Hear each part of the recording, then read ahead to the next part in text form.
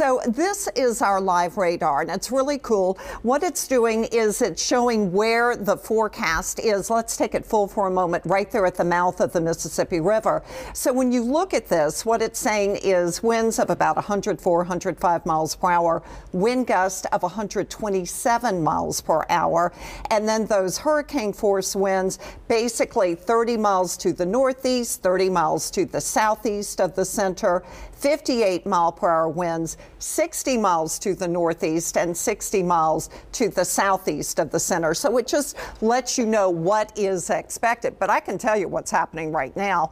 We can check out the big picture, and what we're seeing is this rain band moving through. And with the leading edge of this rain band, winds have gusted to 52 miles per hour. So we just want to zoom in. Crossing the causeway, not a good idea. We're seeing some what we call wind shear. Don't forget there is the potential that you could get a waterspout, a tornado with these rain bands as they move on shore. And while the causeway is open, I don't think I'd be driving it right now, nor would I be driving the Slidell twin span. Look at the rain that's moving in. You've got strong winds with it as well. Then we can look over here by Interstate 55. Of course, Peavine Road is closed. They've had water over it for ages, and now you've got this heavy rain over Interstate 55. We can look over here by Pearlington. You've got the heavy rain moving in. And as these bands move to the north, they are pushing water on shore. So in Bay St. Louis right now, I would imagine they've got that water rise occurring. This is what it looks like in 3D, and you're going, well, wait, what does that mean? That's the rain that's in the atmosphere. That is what is coming down. And let me tell you, that is a tall cloud that's dumping a whole lot of rain.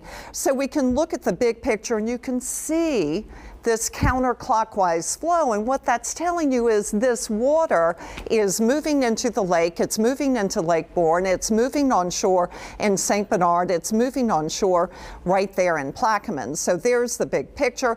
The center right about down here, that's about 75 miles away from the mouth of the Mississippi River.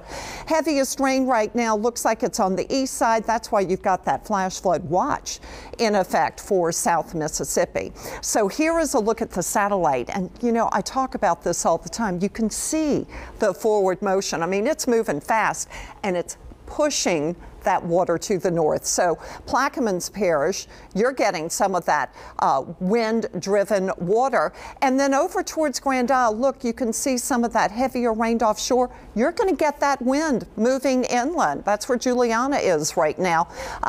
Just beginning to make out where there are a couple of circulations showing up there, so it's really hard to see in that picture. Maybe a little bit better here with the radar. There you can see the center of circulation. It is not far away. Notice too how all of that rain extends to the south. Reconnaissance is out there. They're sampling the atmosphere. All of that is being fed into the models. That goes into the Hurricane Center's forecast. So here we are. We're looking at the water vapor. And what it's telling me, there are no strong winds aloft across the system. But wait, if you look to the west, look, you have got some dry air to the west. This is associated with a cold front that's pushing to the southeast. This one's not going to make it, but some stronger winds aloft ahead of it. So hopefully that'll help disrupt it a bit. Here again, a look at that rain that's moving in right now. So we've got the hurricane warning for all of those areas in kind of hot pink red. This is a look at where we've got the hurricane watch, where it is possible that you could have hurricane force winds. Our flash flood watch along the Mississippi Gulf Coast, and look, here come those rain bands moving in.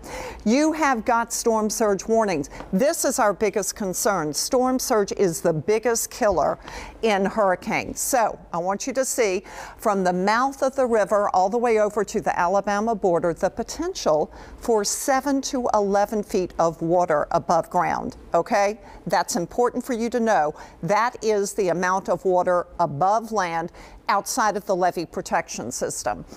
In the lake, you could have 3 to 5 feet of water moving into the North Shore, moving into Slidell, Mandeville, Madisonville, over here by La Place, outside of that levee protection system. That means in Mandeville, you could have 3 feet of water above ground. I just want you to understand that. Possibly even higher. And then down here from the mouth of the river to Morgan City, it's 4 to 6 feet. So we're watching this. Meteorologist Quaylen Murphy here. We're keeping you posted online on WDSU.com, on Twitter, and on Facebook. And we'll continue, of course, to be here all the way through this system called Nate.